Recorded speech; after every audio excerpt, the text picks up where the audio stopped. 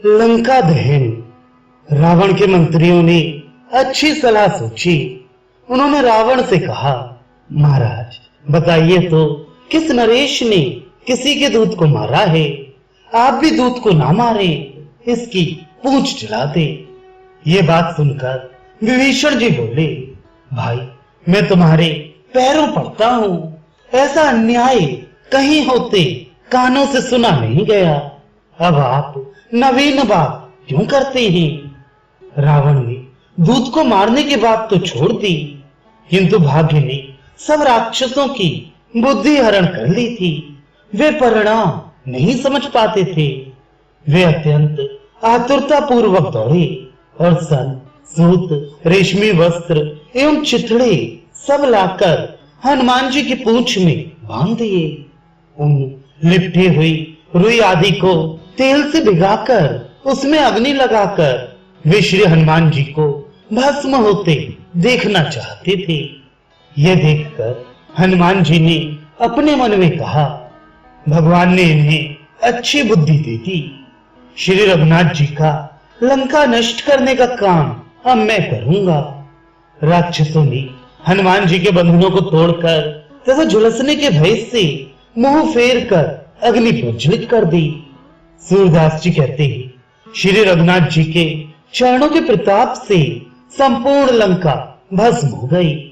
रावण के मंत्री परस्पर सबसे उपाय पूछते हैं और कहते हैं, महाराज रावण ने हम सबसे सलाह मांगी है कि ये बंदर कैसे वश में हो। उस पापी रावण ने हनुमान जी से कहा, अरे मंदबुद्धि, चल तो क्यों व्यर्थ में तंग करता है? अब जब गले में फांसी पड़ेगी तब किसका मुख देखेगा? कौन तेरी सहायता करेगा? तब माल्यवान जैसे किसी विचारवान ने कहा, अरे मंदबुद्धि रावण, बता तो उस कपी के गले में फांसी कैसे पड़ सकती है? उसके कंधों पर उसके रक्षक तो श्री रघुनाथ जी हैं। इस बात की इच्छा चाहे तू द्वार द्वार प्रत्येक प्रजाजन से कर ले। नगर के सब राक्षसों को इस कपी को पकड़ने में लगा दे, परंतु यह तो एक ही बंधन से भली प्रकार मिल सकता है। यदि श्री जनक नंदिनी की शपथ इसे दिला दे। तात्पर्य यह है कि श्री जानकी जी की शपथ देकर ही इसे पकड़ सकते हो, बल से इसे पकड़ा नहीं जा सकता।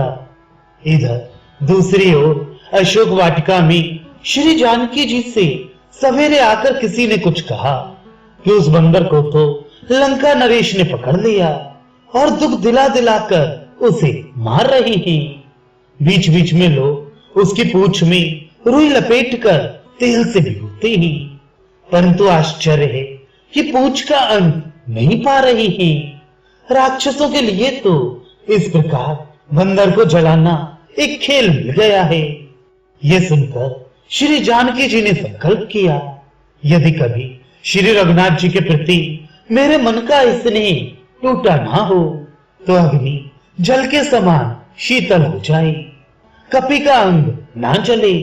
अग्निदेव कुछ तो श्री रघुनाथ जी से डर गए, कुछ हनुमान जी का दबाव था, क्योंकि उन्हें भस्म न करने का वरदान वे दे चुके थे और श्री जानकी जी के श्राप से भी वे भयभीत हो गए। अतः हनुमान जी के ऊपर अपनी उष्णता नहीं छोड़ते थे। कुछ श्री रघुनाथ जी ने दया की और श्री जानकी जी का सतीत्व सहायक हो गया। इससे हनुमान जी की पूंछ नहीं जली। लंका में चारों ओर घूमते हुए पूरा नगर उन्होंने देखा और जलाया, किंतु उनका एक रोम भी नहीं झुलसा। रावण ने उनसे पूछा, कपी तू यहाँ किस लिए आया? किस कारण से क्रोध में भरकर प्रत्येक घर को देखता घूमता रहा? श्री हनुमान जी ने कहा, श्री जनक नंदिनी जी का पता लगाने के लिए प्रभु ने मुझे आज्ञा दी थी। लंका नरेश, कौतूहलवश मैं तुझे देखने यहाँ आया हूँ। राजा रावण ये बात कान से सुनकर क्रोध से जल उठा। विकराल नेत्र करके उसने हनुमान जी को मारने के लिए अपने हाथों से ही मुदगर उठाया। तब विभीषण ने प्रार्थना की, ऐसी अनुचित चेष्टा नहीं करनी चाहिए। दूत को प्रत्यक्ष मार देने पर युग युग तक आपको गाली मिलती रहेगी। तब रावण ने पूछा, पवन कुमार सच बता, तेरे समान कितने योद्धा रामचंद्र के पास एकत्र हुए हैं। राक्षसों, इसका कंठ खोल दो, इसे श्वास लेने दो, जिससे यह उत्तर दे सके। सूरदास जी कहते हैं, तब हनुमान जी ने कहा, प्रभु के सेवकों में मैं सबसे छोटा तथा पुरुषार्थ और बल से रहित हूं। अपने सेवकों में सबसे छोटा समझकर प्रभु ने मुझे यहाँ आने की आज्ञा दी है। 18 पदम सेना में उन प्रभु का ही बल तथा उन्हीं की मर्यादा है। पूरी सेना प्रभु के बल से बलवान है और उनके पूर्णतः नियंत्रण में है। अब विवाद की क्या बात है। रावण तू सब सेना को अब देखेगा ही। श्री हनुमान जी ने सोचा, लंका दुर्ग को आज जला दूं, जिससे रावण कुछ तो भयभीत हो जाए। नहीं तो श्री जानकी नाथ का सेवक मैं यहाँ आया था, ये कोई कैसे जानेगा। इस प्रकार सोचकर हनुमान जी ने इतना विशाल रूप धारण किया कि उनका एक एक रोम फड़कने लगा। हनुमान जी बढ़कर आकाश में छा गए। बार बार वे कपिश्रेष्ठ श्री रामचंद्र जी की जय ध्वनि करने लगे। वे सोचने लगे, ये अग्नि की एक भेंट इन राक्षसों से लेकर इनको ही दे देना चाहिए। जैसे जैसे पूंछ में अग्नि बढ़ती थी, वैसे वैसे कपि शिरोमणि धूम मचाते अधिक वेग से कूदते थे। श्री रामचंद्र जी की विपत्ति ही जो कभी प्रकट हुई नहीं थी, मानो अग्नि के रूप में प्रकट हो गई। बिना कष्ट के ही श्री जानकी जी का कठिन दुख अग्नि बनकर लंका में व्याप्त हो गया। पवन कुमार ने रामदूत के सखा विभीषण के एक घर को छोड़कर समुद्र से घिरे त्रिकूट पर्वत पर बसे सभी स्वर्ण भवनों को विषम ज्वाला से जला दिया। सूरदास जी कहते हैं, बीच बीच में धुएं के अंबार उठ रहे थे, उनके बीच बीच में लपटें उठ रही थी और उनके बीच बीच में जलकर काली हुई लंका दिखाई पड़ती थी। हनुमान जी ये विचार करके पश्चाताप करने लगे कि अगम्य अपार दुस्तर समुद्र को पार करके यहाँ आकर मैंने ये क्या किया। सेवक का सेवा व्रत तो इतना ही है कि वह आज्ञा का पालन करने वाला हो।